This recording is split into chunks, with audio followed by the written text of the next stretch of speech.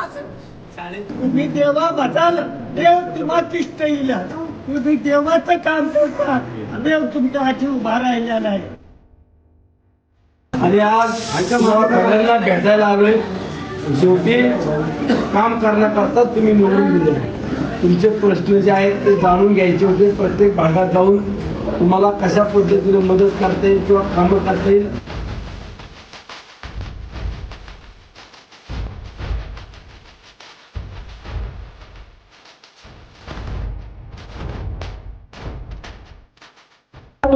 तुला काय